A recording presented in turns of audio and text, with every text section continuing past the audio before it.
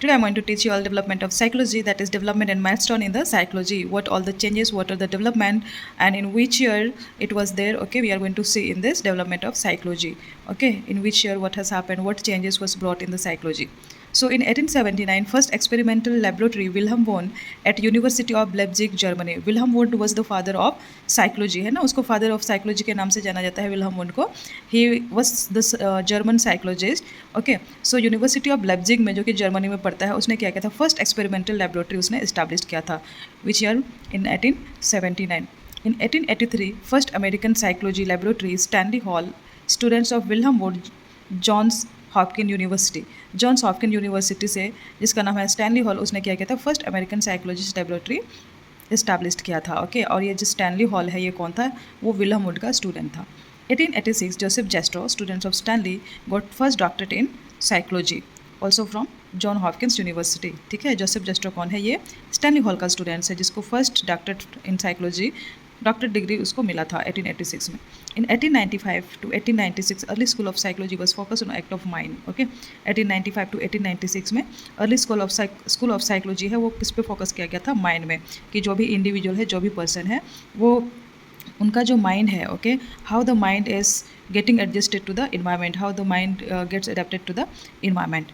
In 1900, Sigmund Freud introduced the theory of psychoanalysis. Sigmund Freud, this name is very familiar, है ना. कौन था Sigmund Freud? He was the Austrian neurologist, है ना, जिसको हम लोग फादर ऑफ या फिर फाउंडर ऑफ साइको एनालिसिस के नाम से जानते हैं, जहाँ हम लोग ईगो सुपर ईगो के बारे में पढ़ते हैं. Okay, it was given by Sigmund Freud. Okay, then you have 1924. In 1924, behaviorism was published by John B. Watson. John B. Watson, okay, he was the psychologist. तो उसने क्या किया है, बिहेवियरिज्म का जो बुक होता है, उसने इसको पब्लिश किया. And he said that this behaviourism it was only use for the education purpose, जहाँ पर ये पॉजिटिव और नेगेटिव री इन्फोर्समेंट के बारे में बात करते हैं. ठीक है, कि जो भी स्टूडेंट्स होते हैं, उन पर जब हम अप्लाई करते हैं पॉजिटिव और नेगेटिव री इन्फोर्समेंट, तो ज़्यादा चेंजेस देखने को मिलते हैं, कि बच्चे जो होते हैं, स्टूडेंट जो होते हैं, वो ज़्यादा अच्छा करते हैं. ठीक है, then you have 1927. Managers got first prize for psychological research. Who was this manager? He was Karl manager. ठीक है, जो साइकेट्रिस्ट है, जिसने मेंटल हेल्थ को डिफाइन किया था, है ना, Karl manager. He got first prize for psychological research. In 1938, electroconvulsive therapy began by Italian psychiatrist Ugo Serletti and Lucio Bini to treat human patient with electric shock. So everybody are familiar with this procedure, electroconvulsive therapy that we give to the patient, electric shock, है ना. ये किसने किया था, establish किया था, Italian psychiatrist, है ना. He began this procedure. His name is Ugo Cerletti and Lucio Binny.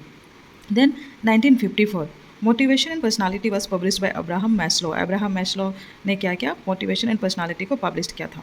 In 1985, increasing importance on cognitive function. What is this cognitive function?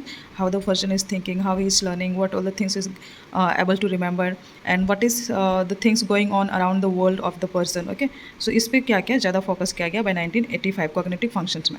Then 2000, new subfields such as evolutionary psychology and clinical neuropsychology were developed. ठीक है, 2000 में क्या हुआ, evolutionary psychology है और clinical neuropsychology क्या हुआ, developed हो गया.